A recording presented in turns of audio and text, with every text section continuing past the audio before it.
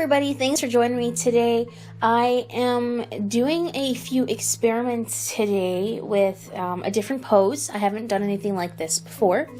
And I am using some gouache with my Inktense blocks today. And I am attempting to paint either a sunrise or a sunset, and it's the first time I've done that as well. Just to let you know, this is the third time I've tried to record this, the audio for this video. I am using an application on my phone, and I'm not sure if I know how to use it properly, but it seems to be recording this time, and I just spent the last 15 minutes talking to myself apparently, so hopefully it goes good this time around. So just a little bit about the picture here. The way this illustration actually started off was I didn't know what to draw. So I went online and I found a website where, I don't know the name of the website offhand, but I will put it in the description, where you can go and you can click on different buttons. So you have one for a character, one for an object, one for an environment, and so forth. And if you have a block, a mental block on what to draw, then this place or this site can give you art prompts, so it can help you create a piece. So the art prompt that I got was for a character, and it said that a girl in a oversized sweater. So I was thinking, okay, well, I can do the girl with the oversized sweater, but because I want to add more to my picture, what else can I do with this piece that will, bring the piece more alive, I guess. I don't know if that's the right way to put it. So I decided to put the lighthouse and everything in the back with the ocean, do the sunrise or the sunset, however you want to take the background, and with a little cobblestone wall in the front. And it basically reminds me somewhat of a place that I visit when I go back home to Newfoundland, in and around St. John's. There's a place called Signal Hill. They don't have the cobblestone wall, but there is like a cement block there. I just thought the cobblestone would look a little bit more appealing, I guess. But you can look out and you can see the ocean, and it's a really nice view. So I think that's kind of what I had in my mind when I was doing this.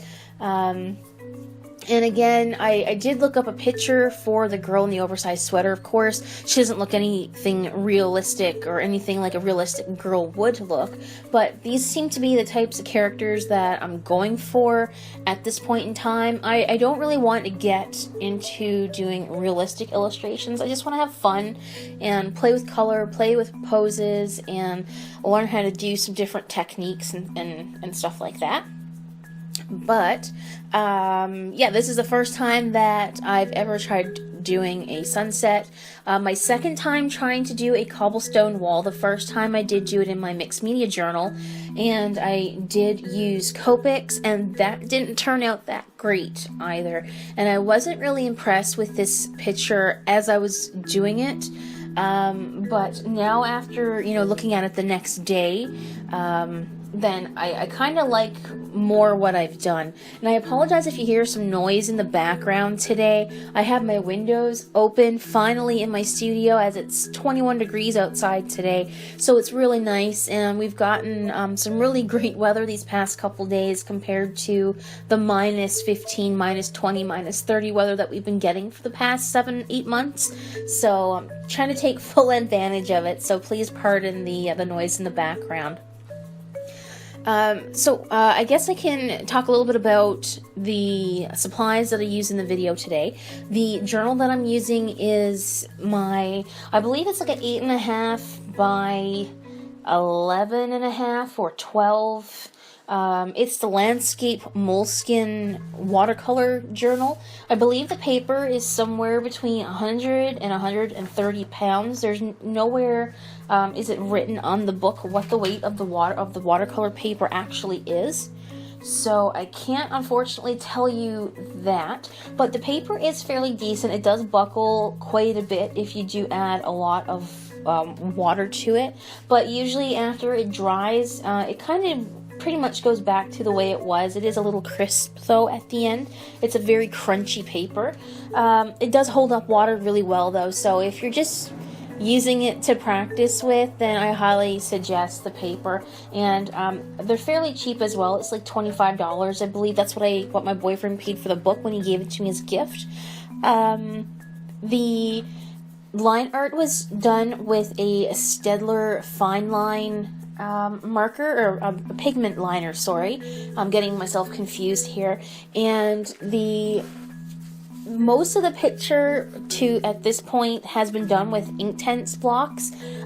Because I'm more interested in actually getting the picture finished, I don't write down all of the colors that I'm using, and unfortunately I don't know the colors well enough to look at this picture and say, hey, I use number 110 for, I don't know, say the shirt or the sweater. So I apologize for not being able to provide you with what colors that I have been using, but I do have the 72 set of the Inktense block, so there is various colors used throughout that set. And I do use a little bit of, I believe it's burnt umber gouache and a white gouache as well, although I was having some trouble with that. And I did use a little bit of a white Posca Pen as well, to add in some highlights there. That also didn't work out for me that well today, or yesterday. I'm doing the voiceover the day after. And I used a Uniball pigment pen to add some highlights around the eyes and the face in that area.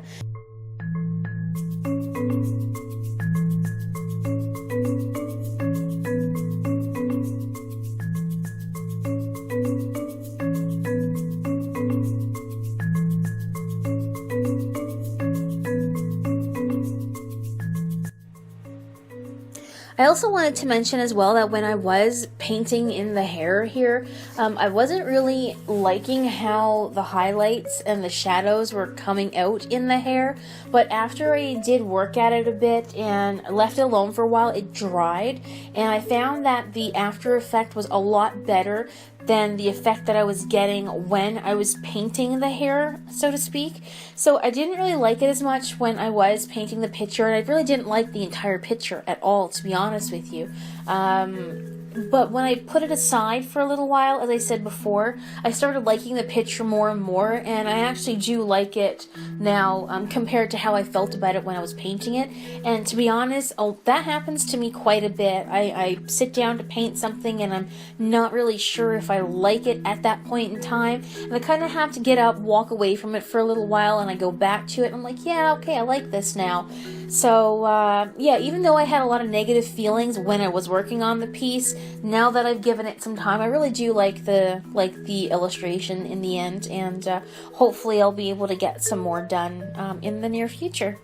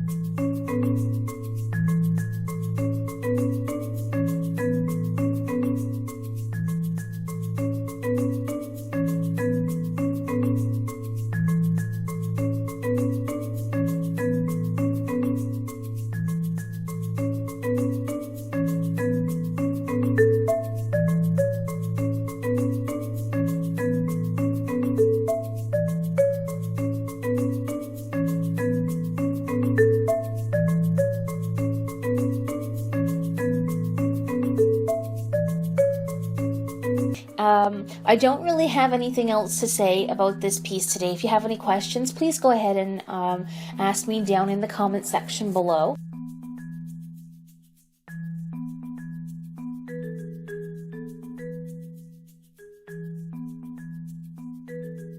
If you liked it, you can go ahead and hit the thumbs up and let me know that you liked the video. And if you haven't done so already, you can hit the subscribe button, as I upload videos every Wednesday and Saturday. And if I do have time, I'll stick one in between there somewhere as well. So that's it for me today, and yeah, again, I hope you enjoyed the video, and I'll see you in my next one.